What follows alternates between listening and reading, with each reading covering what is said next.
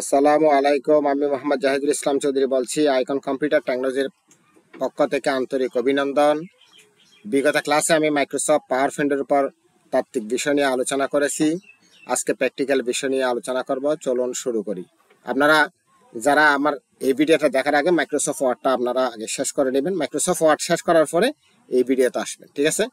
প্রথমে আমরা স্টার্টে গিয়ে মাইক্রোসফট পাওয়ার পয়েন্ট খুলব। মাইক্রোসফট পাওয়ার পয়েন্ট করলে এখানে আছে একটা ব্ল্যাঙ্ক প্রেজেন্টেশন। এগুলো ছাড়া আছে অনেক ধরনের, এখানে এই মোর থিম এবং মোর প্রেজেন্টেশন কিন্তু এখানে আছে, অনেকগুলো কিন্তু এখানে দেওয়া আছে। এখানে ব্ল্যাঙ্ক প্রেজেন্টেশন তৈরি করে ফেলি। করার পরে ক্রিয়েটে ক্লিক করলে ব্ল্যাঙ্ক প্রেজেন্টেশন এই ধরনের একটা পেজ শুরু হবে। তো এটা হচ্ছে মাইক্রোসফট পাওয়ার পয়েন্টের একটা প্রেজেন্টেশন। এখানে আছে একটা স্লাইড। আমি যদি এখানে নিউতে ক্লিক করি আরেকটা স্লাইড হবে। এখানে যদি নিউতে ক্লিক করে আরেকটা স্লাইড হবে। এখানে নিউতে ক্লিক করে আরেকটা স্লাইড হবে। আপনি এখানে ক্লিক করে করে আপনার পছন্দের স্লাইড আপনার যতটা দরকার হয় ঠিক ততটা নিতে পারবেন, ঠিক আছে?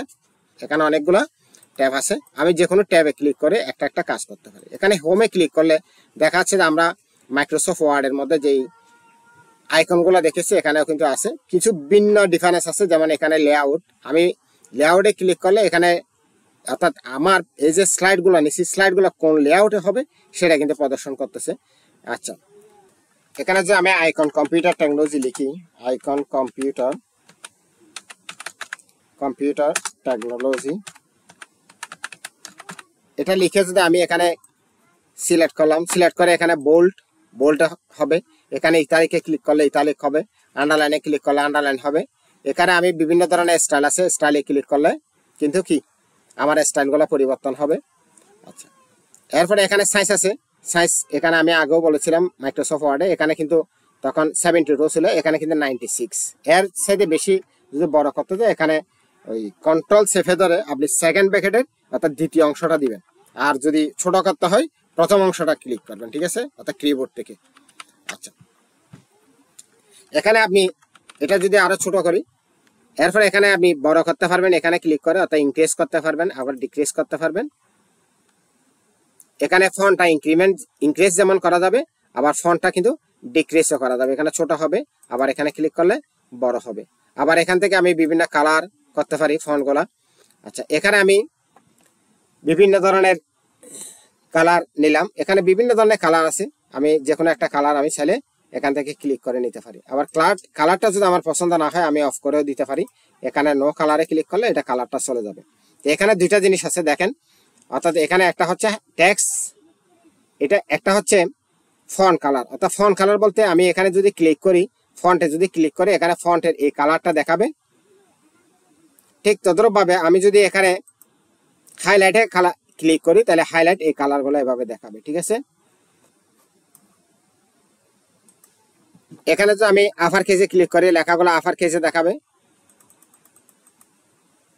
আবার আমি যদি লোয়ার কেসে ক্লিক করি এগুলো সবগুলো স্মল দেখাবে, অর্থাৎ লোয়ার কেস দেখাবে, স্মল লেটার দেখাবে। আর আমি যদি সেন্টেন্স কেস দেখাই তাহলে এখানে দেখেন আইটা শুধুমাত্র ক্যাপিটাল, অন্যগুলো কিন্তু স্মল।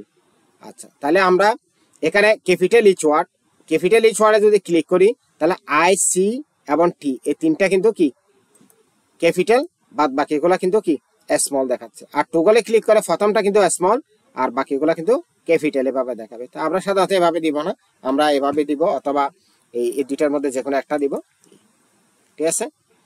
আচ্ছা, ক্লিক করে বোল্ড যখন ক্লিক করবো দেখা যাচ্ছে এটা বোল্ড হচ্ছে। আবার আরেকবার ক্লিক করলে এটা আনবোল্ড হবে। এখানে একবার ক্লিক করলে ইতালিক হবে, আবার আরেকবার ক্লিক করলে কি ইতালিকটা চলে যাবে, ঠিক আছে? এই জিনিসটা আপনারা দেখবেন। এই ফন্টে ক্লিক করলে ফন্টের এখানে কিন্তু একটা ডায়লগ বক্স লঞ্চার আছে, এখানে ক্লিক করলে কিন্তু এই ধরনের ডায়লগ বক্স আসবে। এখান থেকেও কিন্তু আপনি চাইলে পরিবর্তন করে নিতে পারবেন, ঠিক আছে? এখানে আমি কালার পরিবর্তন করে নিতে পারতেছি। এখানে আমি এভাবে কি এখানে ক্লিক করে করে দেখতে পারেন আপনারা, ঠিক আছে? এখান থেকে ক্লিক করে করে প্রিভিউতে দেখতে পারবেন। এই এখান থেকেও কিন্তু আপনি কাজটা সেরে নিতে পারবেন, ঠিক আছে? আচ্ছা, এরপরে আমরা আসি প্যারাগ্রাফের মধ্যে। প্যারাগ্রাফে যদি আমি ক্লিক করি এখানে সেন্টারে ক্লিক করলে আমার লেখাটা সেন্টারে যাবে, মাঝখানে চলে যাবে।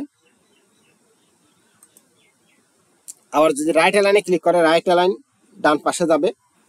এখন যদি আমি ক্লিক করে বাম পাশে যাবে, এভাবে কিন্তু এটা সত্যি থাকবে। এরপরে এখানে যদি আমি কি করি এইভাবে জাস্টিফাই বলতে এখানে আসলে আমি মাইক্রোসফট ওয়ার্ডে দেখিয়েছি। এখানে অনেকগুলো লেখা আছে, এদিকে অনেকগুলো লেখা আছে, এদিকের গুলো হয়তো সোজা হয় কিন্তু এগুলো আঁকা বাঁকা হয়। তখন আমি যখন ক্লিক করি জাস্টিফাই এভাবে দেখাবো, অর্থাৎ ডান দিকেও এবং বাম দিকে উভয় দিকে সমান দেখাবে। ঠিক আছে। আচ্ছা, আর লাইন স্পেস বলতে আমি যদি এটাকে কপি করি, কপি এখানে পেস্ট পেস্ট পেস্ট এভাবে করলাম, মনে করেন এখানে আইকন কম্পিউটার টেকনোলজি এখানে পেস্ট করলাম এভাবে। তা আইকন কম্পিউটার টেকনোলজি এখানে যদি আমি পেস্ট করি, এগুলো আমি কালারটা অফ করে দিচ্ছি, এখানে ব্ল্যাক দিচ্ছি, এখানে আমি আন্ডারলাইনে তুলে দিলাম। এখানে লাইন স্পেস বলতে আমরা যেটা বুঝি, এখানে লাইন স্পেস দুই লাইনের মাঝখানে কতটুকু ফাঁক হবে, এখানে 1.0 দিতে পারি, এখানে 1.2 দিলে আর একটু ফাঁক হবে, অর্থাৎ এখানে অর্থাৎ মধ্যবর্তী স্থানে স্পেসটা বড় ছোট হয়ে যাবে। ঠিক আছে, অর্থাৎ আমি এখান থেকে এভাবে করতে পারি। আচ্ছা, এরপর এখানে বিভিন্ন ধরনের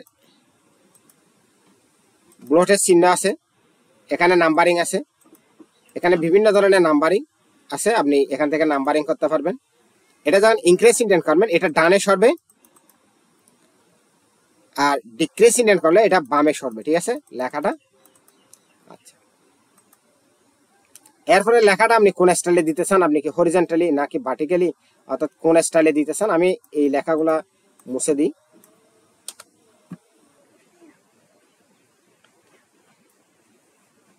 আমরা যদি এখানে ক্লিক করে, অর্থাৎ এখানে সিলেক্ট করলাম, সিলেক্ট করার পরে আমি যদি এখানে ট্যাক্সের বিভিন্ন ডিরেকশন আছে, আমি হরিজন্টালি ক্লিক করলে এটা হরিজন্টাল দেখাবে। আর আমি যদি এটা রোটেট করি 90 ডিগ্রি অ্যাঙ্গেলে, এভাবে 90 ডিগ্রি অ্যাঙ্গেলে দেখাবে। এভাবে ক্লিক করলে এখানে এভাবে দেখাবে। এখানে মোর অনেকগুলো অপশন আছে, আপনি যেভাবে ইচ্ছা এখান থেকে এগুলা অর্থাৎ ভ্যালুগুলো পরিবর্তন করে কিন্তু আপনি কাজটা করতে পারবেন। ঠিক আছে, তবে আমি যদি চাই যে এভাবে করার জন্য এভাবে করতে পারবো। ঠিক আছে। আচ্ছা, এরপরে এখানে আছে এটা টপে হবে নাকি মিডলে হবে নাকি বটমে হবে, অর্থাৎ এখানে মোর অপশন আছে, মানে কোন জায়গা হবে আমার এই টেক্সটটা। আচ্ছা, এরপরে এখানে আছে এখানে বিভিন্ন ধরনের অপশন, আমি এই অপশন এখান থেকে বিভিন্ন অপশনগুলো কিন্তু ক্লিক করে যে কোনো একটা অপশন কিন্তু আমি নিতে পারি চাইলে।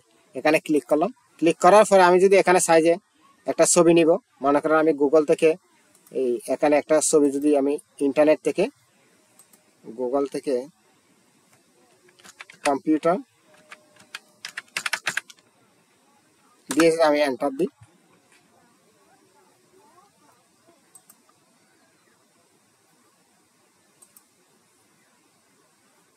তাই আমি এখানে এই ইমেজটা রাইট ক্লিক করে আমি এখানে সেভ করতেছি কম্পিউটারে। কম্পিউটারে যদি আমি এটা সেভ করি, অর্থাৎ আমি কোথায় সেভ করবো, এখানে আইকন কম্পিউটারের ভিতরে আমি মনে করেন একটা ইমেজ নিলাম, এখানে পাওয়ার পয়েন্টের ভিতরে একটা ইমেজ একটা অপশন ইমেজ, ইমেজ যদি নিয়ে আমি যদি এখানে ক্লিক করি বা এখানে যে কোনো নাম দিলাম কম্পিউটার বা সংক্ষেপে কম দিলাম, তারপর আমি সেভ বাটনে ক্লিক করলাম। সেভ বাটনে ক্লিক করার পরে আমি যদি এই ছবিটা এখানে নিয়ে আসতে চাই তাহলে এখানে ক্লিক করব। ক্লিক করার পর আমি কোথা থেকে নিয়ে আসবো, আমি কি ফ্রম ফাইল থেকে নাকি স্টক ইমেজ থেকে নাকি অনলাইন থেকে, মানে যেখান থেকে ইচ্ছা সেখানে আমি ক্লিক করতে পারি। আমি ফ্রম ফাইল থেকে নিলাম, নিলে এখানে অর্থাৎ আমার মাই কম্পিউটারে এখানে আইকনে ফোল্ডার, এরপরে এখানে পাওয়ার পয়েন্টের মধ্যে ইমেজে ক্লিক করলাম, এটা চলে আসলো এভাবে। ঠিক আছে। আচ্ছা আচ্ছা, আমি যদি চিন্তা করি না আমি এখান থেকে নিব না, আমি স্টক থেকে নিব, এখানে অনেকগুলা কিন্তু পিকচার আছে, এগুলো কিন্তু পুরাতন ভার্সনের মধ্যে অপশনগুলো নাই, আপনারা নতুন ভার্সনে পাবেন, অর্থাৎ অফিস 10 বা 7 এখানে কিন্তু, অর্থাৎ PowerPoint 7 বা PowerPoint 10 এর মধ্যে কিন্তু এই পিকচারগুলো কিন্তু নাই। এখানে কিন্তু অনেক অসাধারণ কিছু পিকচার আছে যেগুলো আপনি এখান থেকে কিন্তু কি যে কোনো পিকচার অ্যাড করতে পারবেন। আমি যদি ইনসার্ট করি এখানে এই পিকচারটা এখানে দেখাবে। ঠিক আছে, বা অনলাইন থেকে বিভিন্ন পিকচারগুলো নিতে পারি, যে কোনো পিকচার।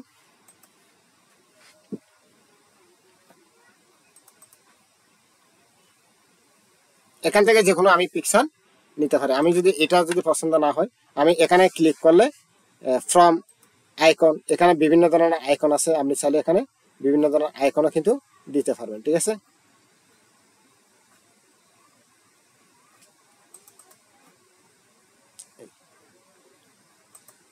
এখন আপনার যদি মনে হয় যে এই পিকচারটা মডিফিকেশন করবেন, আপনি চাইলে এখান থেকেও মডিফিকেশনও করতে পারবেন। ঠিক আছে, এখানে যখন আপনি ক্লিক করবেন, এখানে গ্রাফিক্স ফরম্যাট, এখানে বিভিন্ন ধরনের অপশন দেখাবে। আপনি চাইলে এখান থেকে ফিল কালার, এটা কালার চেঞ্জ করতে পারবেন বা বিভিন্ন ধরনের কালার। এখানে যদি আমি চারিদিকে লাইনটা একটু কালার করে দিতে চাই, এভাবে করতে পারবো। ঠিক আছে, আর আপনি যদি এখানে বিভিন্ন ধরনের কালারগুলো এভাবে করতে পারেন। ঠিক আছে, আচ্ছা, এরপরে যে জিনিসটা আমরা আলোচনা করবো সেটা হচ্ছে শেপ নিয়ে। এখানে কিন্তু অনেকগুলো শেপ আছে, এগুলা আগের ভার্সনে আছে, এই ভার্সনে আছে, নতুন ভার্সনে আছে, পুরাতন ভার্সনে আছে। তাহলে এখানে আপনি যদি বিভিন্ন ধরনের অবজেক্টগুলো আপনি ক্রিয়েট করতে চান, জাস্ট অবজেক্টের উপর বা ইমেজের উপর আপনি ক্লিক করবেন। এভাবে ক্লিক করার পরে আপনি যদি এভাবে মাউসটা পয়েন্টটা যদি টেনে এভাবে এনে ছেড়ে দেন, তাহলে কিন্তু কি এটা দেখা যাবে। এটা কিন্তু উপরে বাঁচতেছে মনে হচ্ছে আপনার কাছে। তো আমি কন্ট্রোল এক্স দিচ্ছি, কাট করতেছি, কাট করে ক্লিক করে এখানে কন্ট্রোল ভি দিয়ে পেস্ট করে দিচ্ছি। ঠিক আছে, এখন আমি এখান থেকে একটা অবজেক্ট নিলাম, আবার এখান থেকে আর একটা অবজেক্ট নিলাম। ঠিক আছে, অবজেক্ট নেওয়ার পরে আমি যদি এগুলা ক্লিক করলাম এরেঞ্জ, এখানে আমরা একটা অবজেক্ট নিচ্ছি। এখানে নেওয়ার পরে এখানে আমি এভাবে নিলাম রেক্টেঙ্গেল, আরেকটি রেক্টেঙ্গেল বা এভাবে নিলাম। নেওয়ার পরে আমি এগুলাকে সিলেক্ট করলাম একসাথে। এখানে আমি একসাথে যদি সিলেক্ট করলে হয়তো একটা সিলেক্ট করলে একটা আনসিলেক্ট হয়ে যায়। তো আমি কন্ট্রোল চেপে ধরে দুটোটার উপর ক্লিক করলাম এভাবে। ঠিক আছে, দুটোটা সিলেক্ট হয়ে গেল।